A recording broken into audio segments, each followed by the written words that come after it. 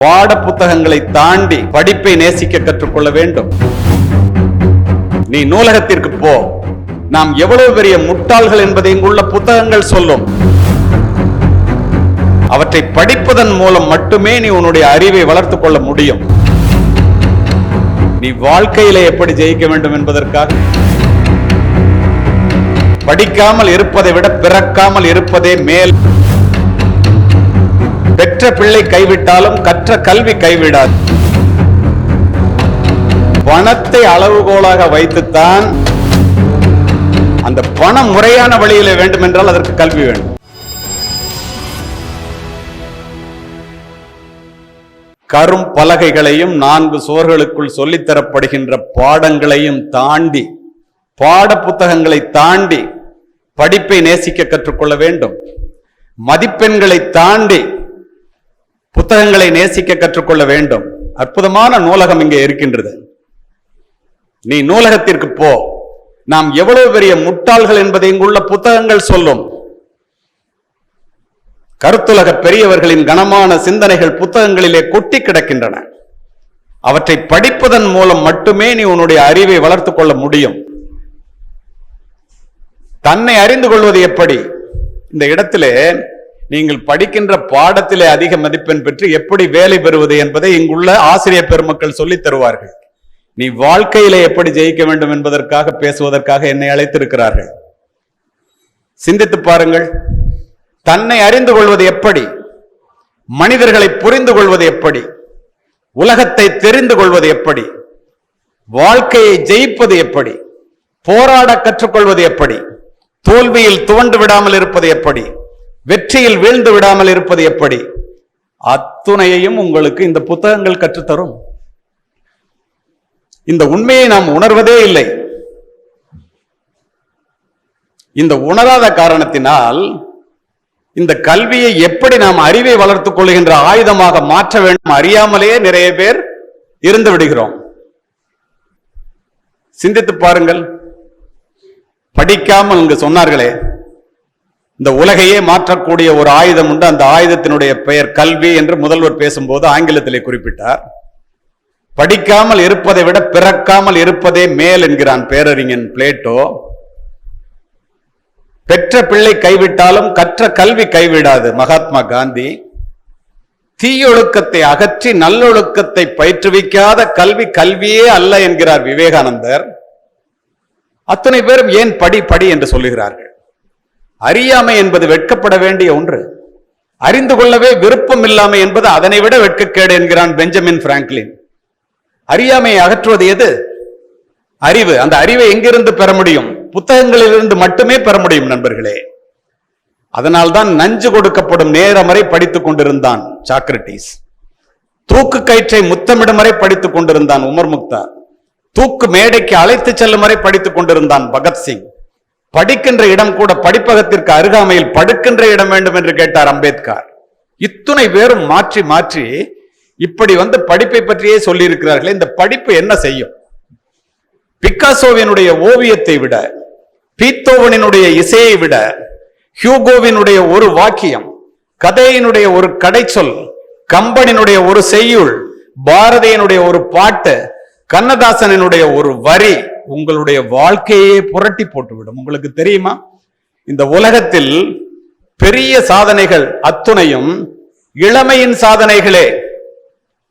Alexander பாரசீகத்தின் மீது படையெடுத்த போது அவனுடைய வயது 21.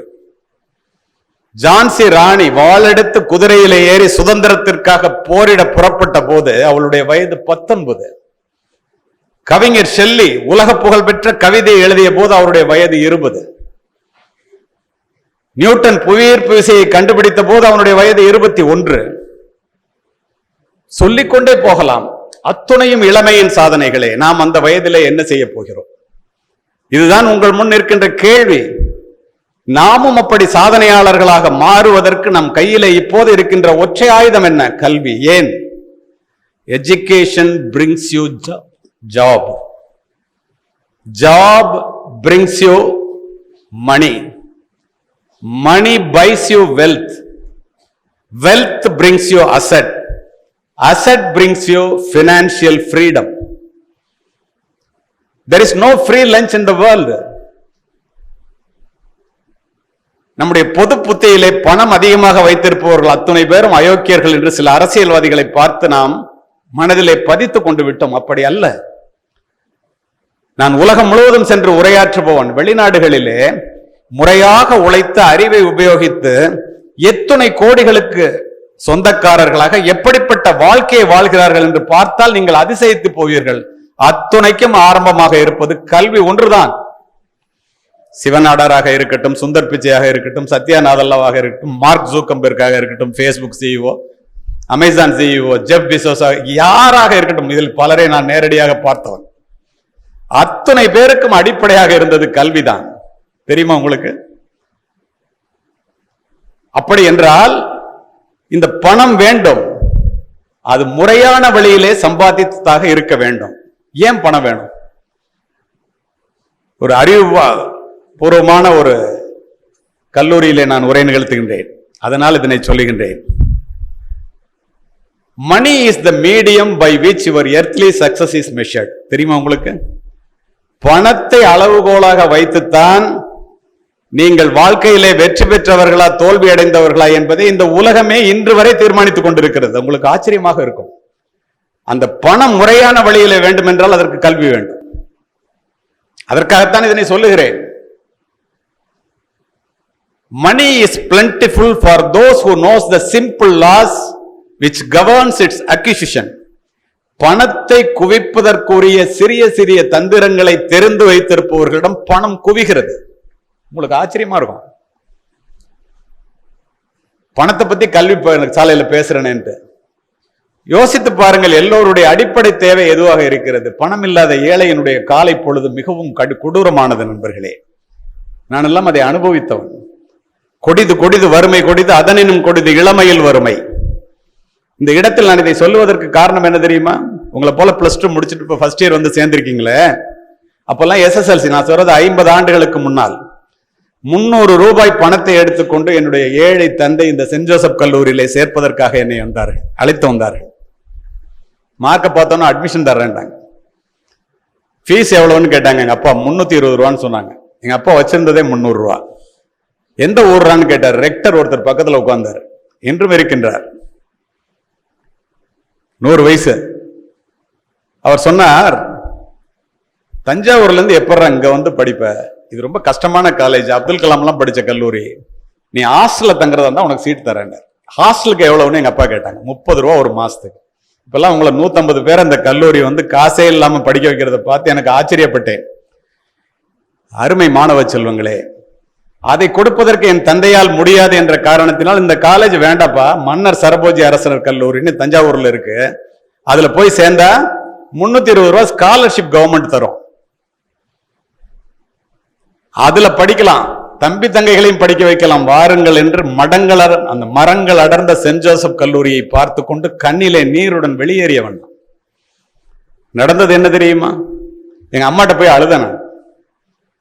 தம்பி, வறுமை எல்லாம் வந்து ஒரு சிறுமை நினைக்காதரா, நம்மகிட்ட எல்லாம் திறமை இருக்கு, வாழ்க்கையில நீ முயற்சி பண்ணி கடுமையா உழைச்சானா முன்னுக்கு வந்துடலான்னு சொன்னாங்க. குறைவாக படித்த தாய், தாயிற் சிறந்த கோவிலும் இல்லை, தந்தை சொல் மிக்க மந்திரம் இல்லை, 1000 உறவில் பெருமைகள் இல்லை, அன்னை தந்தையே அன்பின் எல்லை அல்லவா. அப்படியே அதை உள்வாங்கிக் கொண்டேன். நடந்தது என்ன தெரியுமா? மதிப்பெண்கள் இருந்தும் பணம் இல்லாத காரணத்தினால் எந்த கல்லூரியில் நான் படிக்க முடியவில்லையோ, மாணவர்களே மாணவிகளே, அதை போன்ற 100கணக்கான கல்லூரிகள் இருக்கின்ற இந்த திருச்சி மாவட்டத்திற்கே மாவட்ட கண்காணிப்பாளராக மாறி, ஆயிரக்கணக்கான இன்ஜினியர்களும் 100கணக்கான மருத்துவர்களும் இருக்கின்ற இந்த மாவட்டத்திலே ஒரே ஒரு எஸ்பி, ஒரே ஒரு கலெக்டர். அதே கல்லூரிக்கு 3 முறை முக்கிய விருந்தினராக சென்று லாலி ஹால் என்ற ஹாலிலே அதே பிரின்சிபல், அதே ரெக்டர் இருக்கும் போது சிறப்பு விருந்தினராக சென்று உரை நிகழ்த்தி இருக்கின்றேன். கல்வியை தவிர வேறு எது? யோசியுங்கள். நான் இதையெல்லாம் சொல்லுவதற்கு காரணம் உங்களுக்காக, எனக்காக அல்ல. அப்ப படிக்கணும். ஜப்பானியர்கள் ஒருவரை ஒருவர் பார்க்கும்போது கேட்கின்ற முதல் கேள்வி என்ன தெரியுமா? 15 நாளைக்கு முன்னால நீ படித்த புதிய புத்தகம் என்ன என்று கேட்டு நோட்ல எழுதிக்கலாம். ஸ்டூடெண்ட்ஸ் காலேஜ்ல கேட்டுக்கிட்டு அந்த புத்தகத்தை வாங்கி அவன் படிக்கிறான். அப்படி என்றால் இந்த படிப்பு எப்படிப்பட்ட மாற்றங்களை எல்லாம் உருவாக்குகிறது சிந்தியுங்கள். சும்மா நான் சொல்றது இந்த 40 மார்க் வாங்கிட்டு 4 வருஷம் படிக்க வேண்டிய படிப்பை 7 வருஷம் படிச்சு கையில ஒரு சர்டிபிகேட்டை மட்டும் வச்சுக்கிட்டு, இந்த வடிவேல் சொல்லுவானே நானும் ரவுடி தான் அது மாதிரி நானும் என்ஜினியர்னு ரோட்ல அலைகிற படிப்பை நான் சொல்லலை.